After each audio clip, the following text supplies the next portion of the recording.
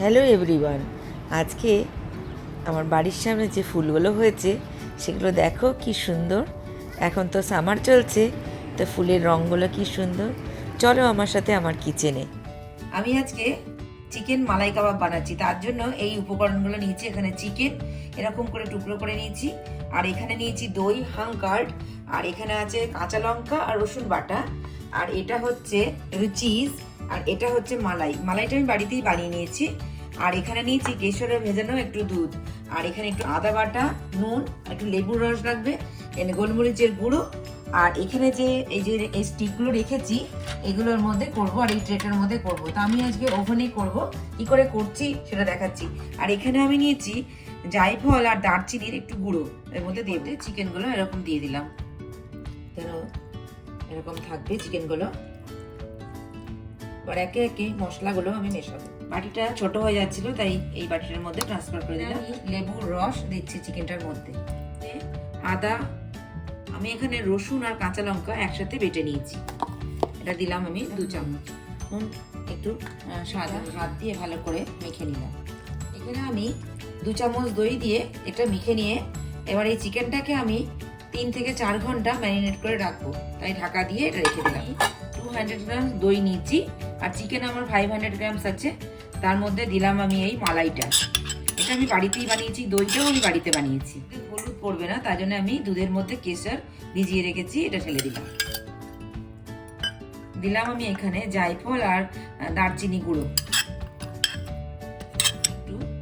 এখানে আমি একটু দিলাম চিজ, গোলমরিচের গুঁড়ো। চিকেন ম্যারিনেট করার সময় আমি নুন দিয়েছিলাম, আবার একটু নুন দিলাম, নুনটা যার যার স্বাদ অনুযায়ী। এবার এটাকে ভালো করে আমি মেশাবো, ভালো করে মেশাবো সুন্দর করে, ভালোভাবে চিজটা ভালো করে মেল্ট হয়ে যায়। ভালো করে দইটাকে ফেটিয়ে নিতে হবে যাতে চিজটা ভালো করে মেল্ট হয়ে যায়। এবার আমি যে চিকেনটা এখানে ম্যারিনেট করে রেখেছিলাম এই চিকেনটা আমি এর মধ্যে মিশিয়ে দেব।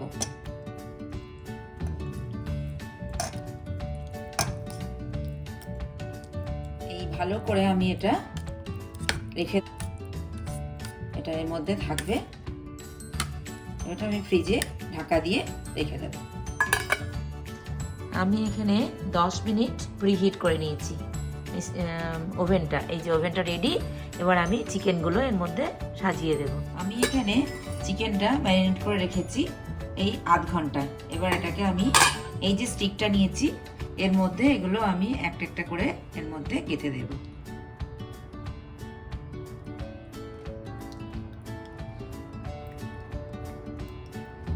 এই একটা একটা করে আমি আজকে বানাচ্ছি চিকেন মালাই কাবাব। এখন চিকেনটা রেডি হয়ে গেছে, এটা আমি ওভেনে দেব। ওভেনটাকে প্রিহিট করে রেখেছিলাম 10 মিনিট 200 টেম্পারেচারে। এবার এটা ওভেনটা খুলছি, প্রিহিট হয়ে গেছে।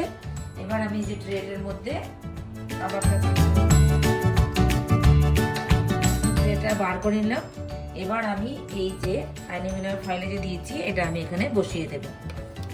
এটা বসিয়ে দিলাম, তারপর আমি এটাকে বন্ধ করে দিলাম। এবার আমি ওভেনটা বন্ধ করে দিলাম। ওভেন বন্ধ করে আমি এটা 230 টেম্পারেচারে এটা কুক করতে দিলাম। এটা ঠিক 10 মিনিট হওয়ার পরে আমি আবার খুলে দেখবো কতটা হয়েছে, তারপর আমি এটাকে আবার উল্টেটা খুলে দেখি। এটা আধ ঘন্টা হয়ে গেছে। এবার এটাকে আমি আস্তে করে টেনে এই ওভেনটা এখান থেকে টানলাম। এবার এটাকে আমি উল্টে দেব। এবার আমি এটার মধ্যে একটুখানি বাটার উপরে দিয়ে দিচ্ছি, এখানে বাটারটা দিলাম। এবার আমি এটা আবার আধ ঘন্টা দিয়ে দেবো ওভেনে, বন্ধ করে দিলাম। এবার আধ ঘন্টা দিয়ে দিলাম, দ্বিতীয়বার এটা হয়ে গেছে আধ ঘন্টা। এবার আমি এটাকে বার করে নিয়ে আসবো। প্রচন্ড গরম, সেখানে খুব সাবধানে এটা করতে হবে, গ্লাভস পরে করতে হয়। আমি এখানে এটা রাখলাম। চিকেন মালাই কাবাব রেডি। তো আমি ওভেনে বানালাম, এখানে অনেকের কাছে ওভেন থাকে, আবার এটা গ্যাসেও বানানো যায় ফ্রাই প্যানে। তো আমি ওইভাবে বানিয়ে নিয়েছি। এবার আমি এখানে প্লেটিং করে রেখেছি, এবার এটা আমি সার্ভ করব। আমি এটা এইভাবে এটা বার করে দিচ্ছি। একদম রেডি। এই যে ফর্ক দিয়ে, হ্যাঁ সুন্দর সেদ্ধ হয়েছে। এই চিকেন মালাই কাবাব রেডি। তো আপনারা এভাবে বাড়িতে বানিয়ে ফেলুন, খেতে খুব ভালো হয়। এটা তো শুধুও খাওয়া যায়, আবার তন্দুরি রুটির সাথে খাওয়া যায়। তা আমি এভাবে বানালাম। যদি ভিডিওটা ভালো লাগে তাহলে লাইক করবেন, কমেন্ট করবেন, সাবস্ক্রাইব করবেন আর বাড়িতে বানিয়ে এরকম খাবেন। টাটা।